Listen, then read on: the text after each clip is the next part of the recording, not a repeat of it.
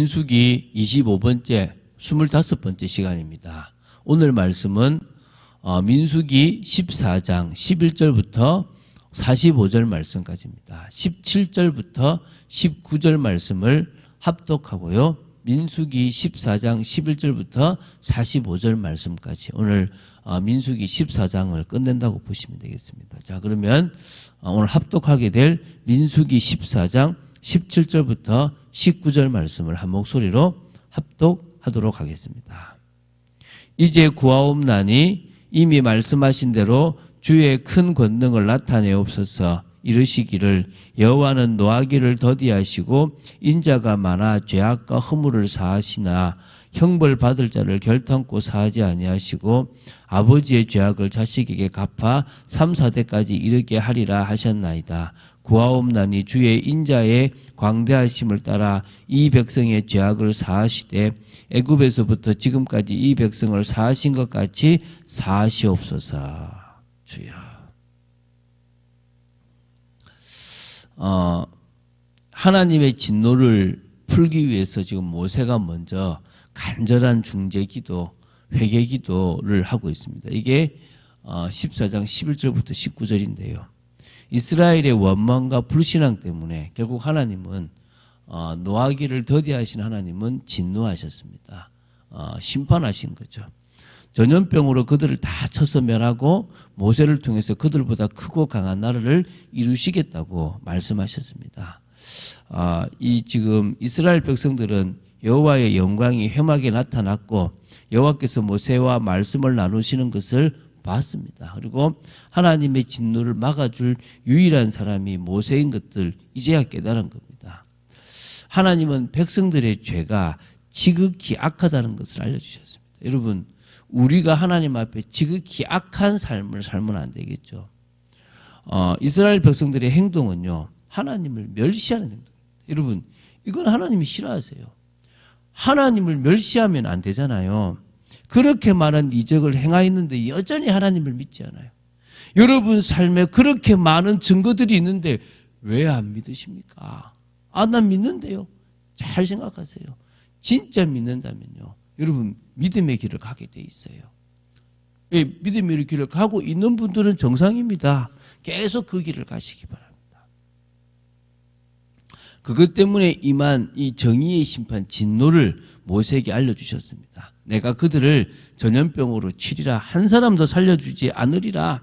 모든 사람의 이름과 혈통을 완전히 다 사멸시킬 것이며 그들을 뽑아버리고 다시는 그들 때문에 골치 앓지 않을 것이다. 이제 이게 말씀이죠. 모세를 통해서 더욱 크고 강한 나라를 이루겠다. 이런 의미야, 한마디로 말하면. 그러면 보십시오. 이거는 아브라함과의 언약도 이루는 겁니다. 왜? 모세가 아브라함의 후손이니까. 자, 이거는 사실 진심도 있지만 모세를 시험하려 하신 것도 사실이 있습니다. 모세가 여전히 이스라엘에게 대한 애정을 품고 있고 또 하나님이 정말 노하시기를 더디하시는 분임을 알고 있는지 없는지를 보기 위한 것도 있었던 거죠. 그래서 모세는 이스라엘 백성들을 위해서 간절한 중재 기도를 드린 겁니다. 하나님의 마음을 알았던 모세가 정말 잘했던 것이 바로 간절한 기도입니다. 저도 제가 참빛교회의 목회자로 또 일평생 목회자로 살아가는 중에 가장 잘하려고 하는 게 이 중보기도입니다. 한 영혼을 천하보다도 귀하게 여기시는 그 마음을 알고 전달하려고 해요. 그리고 세상 속에 낙심되어 있고 넘어지는 사람들을 복음으로 살리고 싶습니다. 자, 모세의 기도는 한마디로 이겁니다. 간구하오니 이 백성의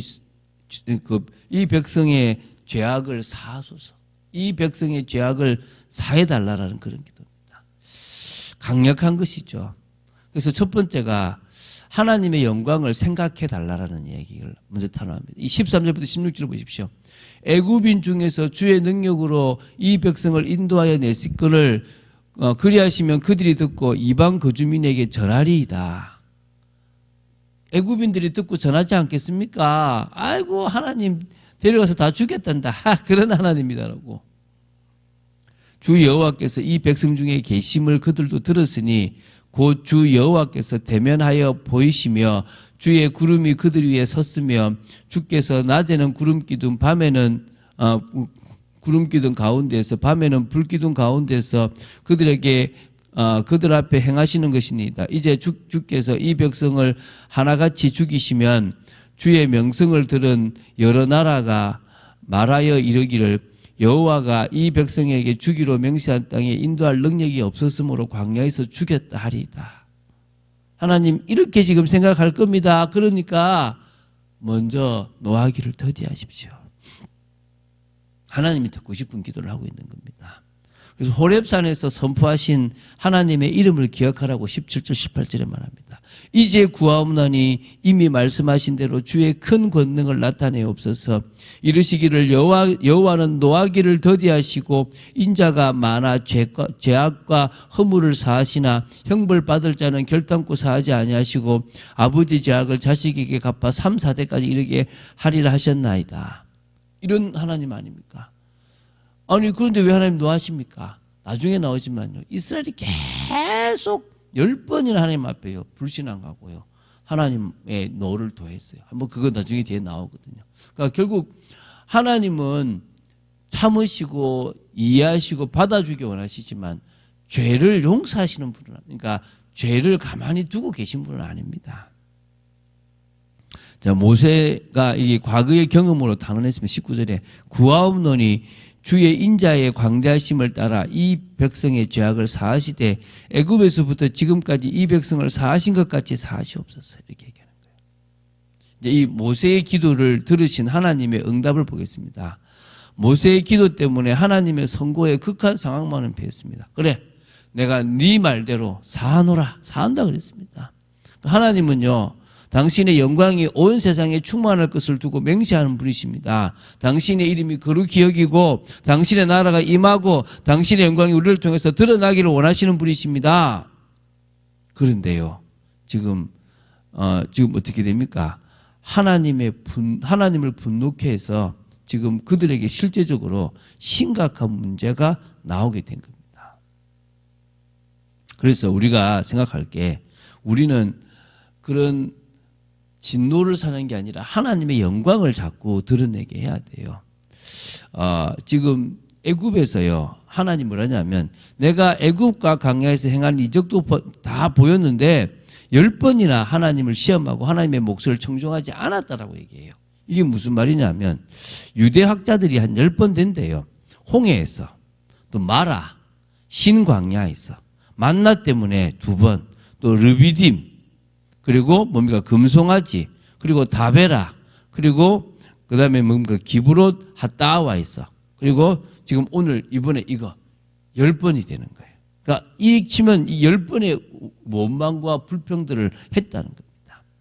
그러니까 10번이나 하나님을 시험하고 하나님의 말씀을 청종치 않았던 이스라엘 백성의 죄에 대해서 하나님은 이제 형을 선고합니다. 너희들은 약속된 땅을 볼 수가 없다.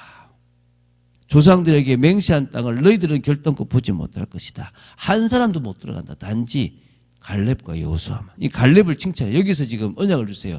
갈렙이 탐지한 땅, 갔던 땅을 주겠다. 그래서 이 여호수아서에 보면은 갈렙이 내한테 주시겠다고 약속했으니까 내가 그 땅을 차지하겠다. 그때 나이가 85세입니다. 차지합니다.